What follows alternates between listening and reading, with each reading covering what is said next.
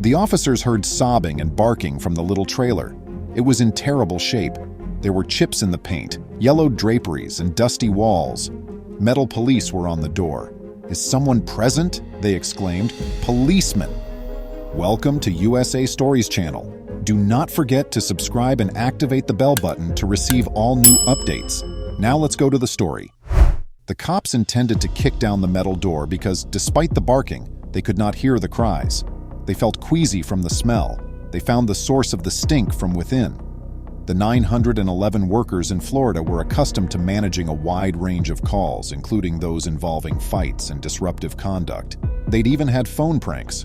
However, the emergency response line staff members were trained experts who understood what to ask, such as, "Where are you located?" when the call was genuine.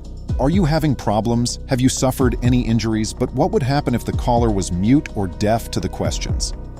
Mary started her shift Tuesday morning energized from the 2 cups of coffee she had consumed before taking her station. She was wide awake now, sipping her 3rd cup of coffee, turning on her computer, and putting on her headphones. Since they had just switched the morning and night shifts, the workplace was quite quiet. She had no clue what was ahead of her on this fateful day. 911, what's your state of emergency?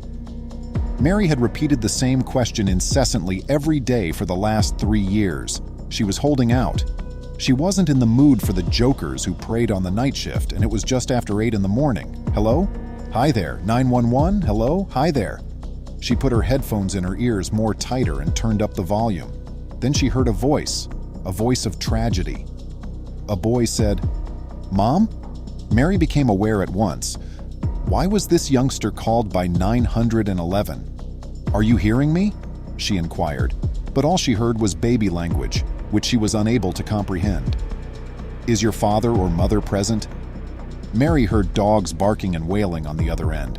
"Hello? Hi there, are your parents present with you?" the boy said in a whisper. "No." And the hair on the back of her neck sprang up. Mary worried since she could not understand the youngster and vice versa. "Make a call to your parents. Please let them know that someone is on their cell phone." There was a rustle through her headphones. Her question was if the mother of the kid had suffered any harm. "Oh no, she's gone out," the toddler said in response. Mary persisted in her inquiries, but the responses were hardly heard. How does she help this little child? "Would you be open to having a phone conversation with me?" Mary questioned, urgently trying to pinpoint the boy's location with her keyboard. To achieve this, though, she had to keep the toddler glued to the phone. "Am I hearing your dog?" It was a deafening bark. "What is your name? What is your age?" Nothing. Nothing. "Are you present?" The call then went off. Luckily, Mary already knew exactly where the child was. She kept an eye on the call to Oak Hill, Florida, and dispatched a few of officers to look into it.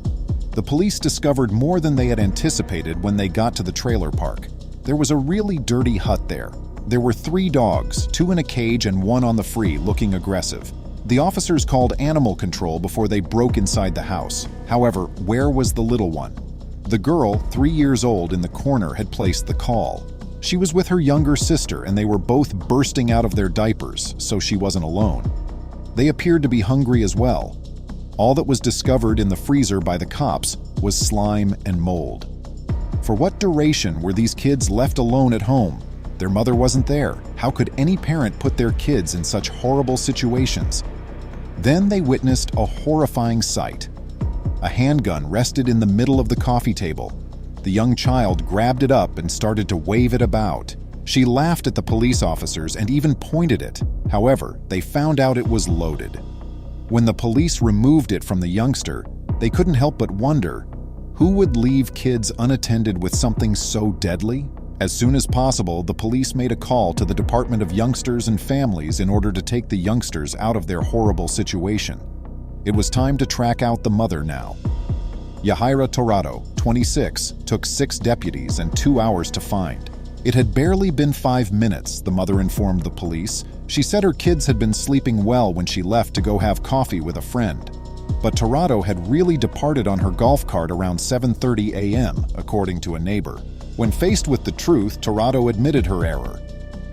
It dawned on the police that she had not intended to check on her kids for hours. She wouldn't be able to avoid responsibility that easy. Police detained Tirado and accused him of 2 charges of abusing a kid without causing substantial physical injury. She was surprised to see herself incarcerated. Her bail was... The bail bondsman set her bail at $5,000, allowing her to return home to her 3 pets. However, many people who found out about what she had done would never forgive her or forget that she had placed her kids in danger. Tirado's 3-year-old daughter and the newborn were placed into state care as investigators worked to evaluate her suitability as a mother. But given what had happened, it's reasonable to believe that the state had serious doubts. The scenario was heartbreaking when the authorities initially arrived at the mobile home, according to witnesses. Fortunately, though, the kids were in good health and didn't go hungry at night. The 911 operator who kept the youngster on the phone for 8 minutes is deserving of more recognition than the cops themselves. She managed to stay on top of the call the whole time thanks to her efforts. She was able to maintain the child's attention by being composed and quiet. Mary did not abandon her children, even though Tirado did. Even with the toddler screaming and dogs howling in the background, she was able to maintain control of the situation. She ultimately succeeded in saving the kids, but she was left with a terrifying tale to share. Though it should never happen, what occurred to Tirado's children is more common than people realize. Mary was trained to handle circumstances like these. Fortunately, emergency personnel are on duty around the clock to ensure everyone's safety. Above all, they provide assistance to individuals who are unable to care for themselves. After receiving a troubling call, Mary was able to save these children and avert a catastrophe. Without a doubt, Mary merits a promotion. I appreciate you seeing. Would you kindly like and post the video on social media? We'll return to you as soon as we can.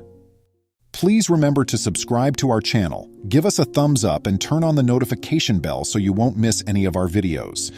If you enjoyed the tale, the next video that plays on your screen will probably move you too.